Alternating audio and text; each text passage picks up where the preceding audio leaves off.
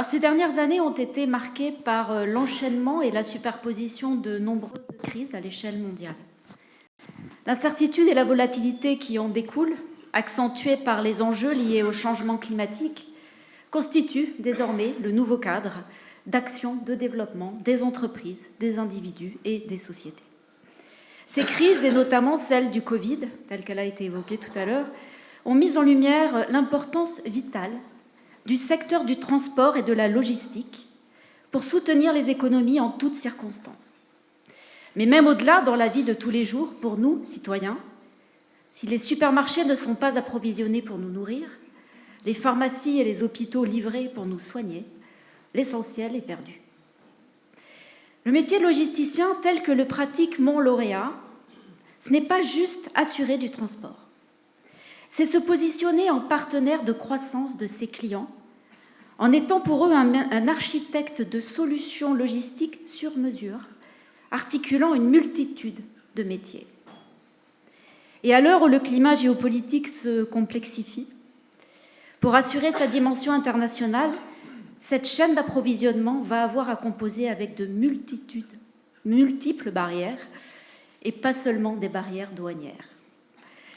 Tout en étant conscient de ses responsabilités et des difficultés d'un monde plus incertain et imprévisible, le groupe Géodis, parce que c'est de lui dont il s'agit, se réinvente en permanence en adaptant son modèle économique, ses processus, ses outils et son organisation à l'évolution rapide des marchés, des besoins de ses clients et des conditions nécessaires à l'exécution de ses missions. Alors, les chiffres qui suivent donnent une idée de l'ampleur de la tâche. 55 000 collaborateurs, 10 millions de mètres carrés d'entrepôts, une flotte de plus de 3 600 véhicules, plus de 100 000 fournisseurs et sous-traitants pour servir 165 000 clients dans 170 pays et générer un chiffre d'affaires de plus de 13 milliards. Et à la tête de cette entreprise, depuis le jour où Guillaume Pépi l'a contacté en 2012, il y a une femme particulièrement inspirante, Marie-Christine Lombard. Alors, quelques jours après avoir été diplômée de l'ESSEC, il y a donc un petit moment, vous partez, Madame Lombard, vivre aux États-Unis et votre premier employeur banquier américain investit en vous la petite Française qui ne parlait pas encore un anglais parfait, pour reprendre vos propres mots, et vous inclut dans un MBA interne. Alors qu'en France, le système scolaire peut avoir tendance à mettre le doigt sur les raisons pour lesquelles nous pourrions tous collectivement ou individuellement échouer, vous y découvrez une logique du « je veux que tu réussisses, je suis là pour te faire réussir, je te transmets mon savoir ». Et c'est peut-être là un de vos nombreux secrets de management, Madame Lombard, donner à vos collaborateurs le goût de l'ambition, de la réussite, d'où que l'on vienne, quel que soit son background. Et de manière très pertinente, c'est sûrement pour cela que ce trophée du CODIR a été nommé accélérateur d'inclusion. Alors, Madame Lombard, merci de contribuer, même si c'est un combat de chaque instant, à ce que le secteur de la logistique soit reconnu comme stratégique et de faire de Géodis un acteur de la souveraineté française. Merci et bravo de le faire à votre manière, avec ambition. Vous qui n'aimez pas la routine, qui aimez les projets difficiles, qui avez le goût du risque, vous pour qui rien n'est impossible si on comprend le contexte, vous qui considérez l'importance du détail pour ensuite prendre de la hauteur et construire une stratégie pertinente.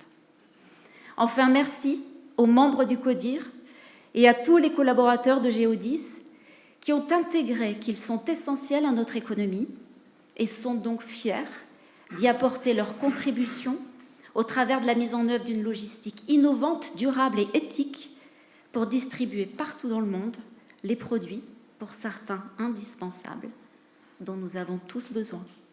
Merci, Madame Lombard. Christine Lombard, donc, pour ce trophée accélérateur d'inclusion. Je regardais un petit peu, là encore, dans la manière dont vous aviez raconté à Edgar Hadet votre parcours, des phrases étonnante, on l'évoquait tout à l'heure, et qui, moi, me plaise beaucoup dans la manière de diriger, parce que diriger une rédaction, c'est aussi ça. Si tu veux réussir, disait un de vos mentors dans la finance aux États-Unis, si tu veux réussir, il faut aller dans le détail. Moi, je trouve ça formidable, mais est-ce que c'est pas un petit peu antinomique avec la confiance que l'on doit faire à son codir? Cette question est très bonne, je dois dire. Alors, avant de répondre à ça, je voudrais remercier Corinne qui vraiment a fait un panagérique de mon parcours et de Géodis. Donc, merci. Alors, là, je reprenais en fait, je pense que dans tous les succès, ou du moins dans une carrière, on a des mentors à qui on rend hommage. Une fois qu'on est arrivé au bout de sa carrière, en quelque sorte, on refait une rétrospective et on se dit, bon, qui a compté vraiment pour moi et comment moi-même je peux transmettre, en fait. Et Corinne l'a dit très bien, quand j'étais à Manhattan, à Wall Street, dans cette banque, je parlais un anglais approximatif après 12 ans d'études de l'anglais en France. Et cette banque qui avait beaucoup investi sur moi, m'avait donné un mentor. Et ce mentor me dit, écoute, si tu veux réussir dans la banque, alors les contrats étaient énormes, évidemment, c'était du project finance, enfin bref, c'était très complexe. Je disais, il faut absolument comprendre tout ce qui est écrit dans ce contrat, il faut aller dans le détail. Et en fait, ça m'a marqué parce que je me suis dit, d'abord j'ai suivi son conseil, parce qu'en fait, pour avoir une stratégie, pour prendre de la hauteur, il faut quand même arriver à comprendre ce qui se passe sur le terrain. Alors le détail, ça dépend ce que ça veut dire, le détail. Pour moi, dans mon métier, c'est être en permanence en confrontation avec ce qui se passe sur le terrain.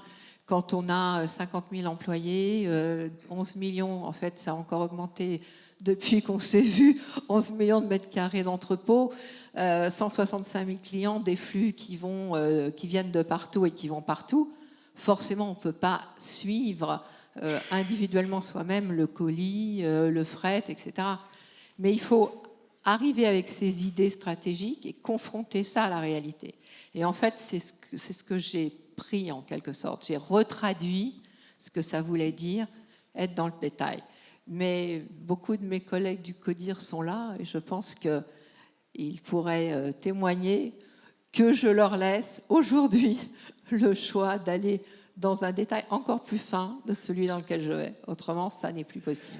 Et Marie-Christine Longbard, c'est le même mentor qui vous a dit cette citation étonnante, Profit is an opinion, cash is a fact. Non, alors ça, c'est pas le même mentor, j'en ai eu beaucoup. Ça, c'est un prof d'université, et en fait, bon, tout le monde le sait, je pense, dans cette salle. Mais c'est vrai, en fait. À la fin, on peut dire beaucoup, vous savez, le profit, résultat d'exploitation avant, specific items, etc. À la fin, c'est, quelqu'un l'a dit avant, il ne faut pas regarder, en fait, les chiffres, c'est plutôt qu'est-ce qu'on apporte au client, quel que soit son métier. Nous, on est dans le métier du service industriel. À la fin, le client va nous juger. Est-ce que ce que je vous ai donné est arrivé en bonne et due forme dans le temps imparti que vous m'aviez promis? Voilà. Et si on le fait bien, d'ailleurs, je crois que c'est le directeur général d'Expléo qui l'a dit, si vous faites bien le job pour lequel on vous a choisi, le résultat va être là, en fait. Alors, cette idée de ne pas trop regarder les chiffres, c'est... Il ne faut pas exagérer non plus. Oui, parce que entre le détail et on ne regarde pas trop les chiffres. Qu'est-ce qu'en pense votre actionnaire, la SNCF? Donc, effectivement, est-ce qu'il va regarder les chiffres dans le détail? Tous les actionnaires regardent les chiffres. Tous, tous, tous. L'État français regarde les chiffres. Alors, parfois, ils ne savent pas bien les lire, mais bon, il faut les aider. Mais là, ce n'est pas le cas de la SNCF. Ils savent très, très bien lire les chiffres de Géodis, je peux vous dire. On a un plan stratégique à 5 ans, on a une trajectoire, on la délivre ou on ne la délivre pas. Et il faut expliquer aussi les chiffres. En ce moment, c'est vrai que sur le transport et la logistique, c'est un peu plus challenging que ça a été en 2022 ou même en 2021. Bon, les prix, comme vous le savez tous, mais certains dans la salle en profitent et c'est bien normal. sont en train de baisser, mais ce n'est pas une bonne nouvelle, parce que ça veut dire qu'il y a une récession économique qui se prépare. Bon, bref, normalement, volume-prix, ça va un peu ensemble. Donc les prix s'effondrent, bah oui, vous expliquez. C'est sûr que j'étais à 100, je vais être à 90 parce que les prix ont baissé. C'est comme les prêts bancaires, si vous voulez, quand les taux montent, vous montez, quand ça baisse, vous baissez. C'est la différence avec votre actionnaire. Lui, les prix du TGV augmentent tout le temps. Hein, donc Est-ce que vous êtes venu ici? Est-ce que je suis venue ici pour entendre parler de mon actionnaire? Non, je suis Géodis. Oh non. C'est parce que je l'entendais encore ce matin défendre, peu importe. Mais oui, alors, moi je vais défendre SNCF. Non. Parce que, soyons très clairs, aujourd'hui, alors là je prends ma casquette française, souveraineté française, on a un super service ferroviaire. Dans mon COMEX, nous avons des gens qui ne sont pas français. Et certains sont venus pendant 3 ans ici, s'acclimater au pays pour voir comment on travaillait. Et ils sont tous, et on a pris le train, etc. Le métro même. Et à chaque fois, les gens me disent, mais vous avez un super service public. Et ce service public, il a un coût, il faut le payer, c'est tout. Si vous avez des coûts qui augmentent, bah oui, il faut accepter de payer un billet, je dis n'importe quoi, à 100, bah vous allez payer 102. Est-ce que les deux vont faire la différence? Vous voyez ce que je veux dire? Donc oui, je défends SNCF. Et Augustin. Prenez le train, ça aide tout le monde.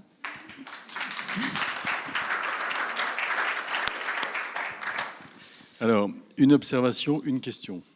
L'observation, vous savez qu'entre le train et l'avion, c'est l'amour fou.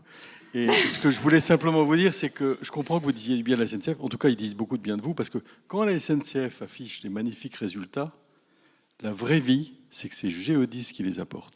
Et ils sont d'une discrétion de fer sur les résultats de Géodis. Madame Lombard aussi, mais en réalité, elle est discrète parce qu'elle sait que c'est elle qui apporte l'essentiel du profit de la SNCF. Bon, ça, c'était l'observation. La question, comment faites-vous dans un métier dans lequel vous avez autant d'opérations partout dans le monde, vous avez 15 000 personnes aux États-Unis, comment, en termes de management, vous contrôlez, par exemple, ce que font vos troupes aux États-Unis? Ah, oh là. Alors, heureusement, ils ne sont pas dans la salle. Mais alors, on a un CODIR, 18 personnes déjà.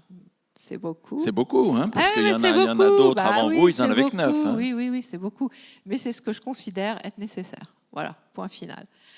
Mais non, mais pour avoir justement une proximité. La réponse n'est pas très détaillée. Non, mais je vais vous le dire. Donc, on a d'ailleurs 30% de femmes dans ce CODIR. Non, mais je signale quand même qu'on est dans le secteur du transport et de la logistique. Ça n'est pas connu pour être woman-friendly. Mais encore une fois, quand on veut, on peut. Vous voyez, donc on a réussi à attirer des femmes de talent dans ce CODIR. Et j'y tiens, et très honnêtement, j'aimerais encore continuer et être à la parité. Parce qu'en fait, être à la parité, c'est être à 50-50. Bon, après, il va falloir trouver ça. Alors, comment on fait? D'abord, quelqu'un l'a dit aussi, on est organisé par métier, parce qu'on est sur tous les modes de transport et toutes les géographies. Donc, on fait du routier, du rail, du maritime, de l'aérien. Dans le routier, petite distance, longue distance, moyenne distance, petit camion, gros camion, moyen camion. Bref. Ensuite, on gère le stock. Ça, c'est une grande partie de notre activité. On va dire que c'est à peu près 50-60% de notre business. Et les 40 autres, c'est la gestion de stock pour compte de tiers et la préparation de commandes pour envoyer là où les produits doivent aller. Bon. Donc, vous voyez qu'on a une organisation par métier et par géographie. Et dans les géographies, on a 4 présidents de région, dont un président Americas, qui est américain évidemment, un président APAC qui se trouve être hollandais, c'est comme ça. On a un président français qui est dans la salle, qui est français, et un président Europe qui est allemand. Et le fait d'avoir des gens qui sont originaires évidemment des régions permet d'avoir la bonne granularité, de comprendre ce qui se passe sur ce marché. Ensuite, on se réunit, et bien sûr, on a tous nos patrons fonctionnels, patronnes, qui, en fonction de leur domaine, travaillent ces domaines et cascadent dans les régions et les lignes de métier. on se réunit. Alors, beaucoup de gens disent les réunions, c'est inutile, c'est une perte de temps. Ça dépend évidemment comment on les organise. Enfin, Rajesh nous a dit que ce n'est pas le cas chez lui. Ça se Non, termine mais très c'est bien le soir. exactement ce que je fais. Je fais exactement Plusieurs pareil que jours d'ailleurs, Rajesh. je crois. Tous les lundis, on se réunit normalement, sauf si on a un comité de direction la même semaine, parce que là, ça fait un peu trop. Mais tous les lundis, on a un comité de coordination où d'ailleurs, c'est le comité de direction et on invite aussi des gens parfois qui ne sont pas du comité de direction en fonction du sujet qu'on veut traiter. Mais vous n'avez pas des réunions de plusieurs jours que vous faites Ah ben, avec en le CODIR? comité de direction, si, d'ailleurs, nous aussi, on en a un demain et après-demain. Et on passe beaucoup de temps ensemble. On dîne ensemble, on sort ensemble. Enfin bon, ouais. Mais c'est comme ça que ça marche. Parce que vous nous inviterez. On va peut-être essayer ça. C'est une bonne idée. Nous, on a un Secret Santa demain pour le fun. Mais effectivement, dans le métier de service industriel dans lequel nous sommes, c'est indispensable ce contact. Alors évidemment, il faut organiser les réunions parce que ça ne peut pas être une sorte de grand débat. Enfin, on fait comme on veut à la fin. C'est le résultat qui compte. Donc voilà comment on s'organise. Et on va dans les régions et on rencontre les gens de terrain. Parce qu'au final, je vous dis, dans nos métiers de service, on n'est rien sans être très proche du terrain. Alors comment je contrôle l'américain? Alors lui en particulier, comme j'ai fait 2 acquisitions là-bas, je l'ai toutes les semaines.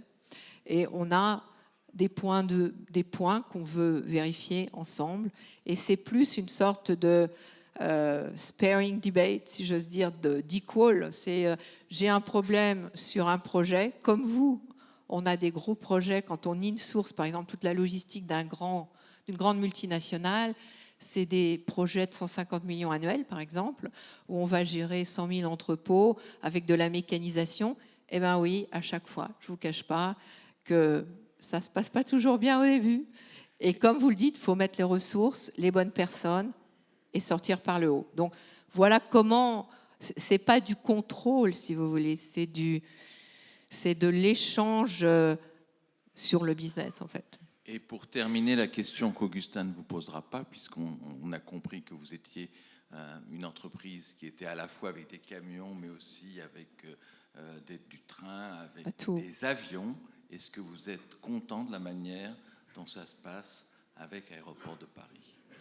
Mais tout à fait, très contente. Nous sommes d'ailleurs sur l'aéroport et nous sommes très, très contents d'être effectivement sur CDG. Au final, quand on parle de souveraineté française, parce qu'au final, on est très fiers d'être une société française, on est la propriété 100% de la SNCF, on est très content. D'ailleurs, Jean-Pierre Farandou le dit, il dit que Géodis c'est le 2e poumon de la SNCF. Ça veut dire quand même qu'on compte, mais on a l'avantage de ne pas avoir à discloser nos chiffres. C'est un gros avantage. Non, mais c'est un gros avantage parce que la concurrence est partout, vous savez. Donc ça, c'est très bien. Et au final, nous, on se bat pour que la France garde un logisticien très important. 13 milliards, c'est pas rien.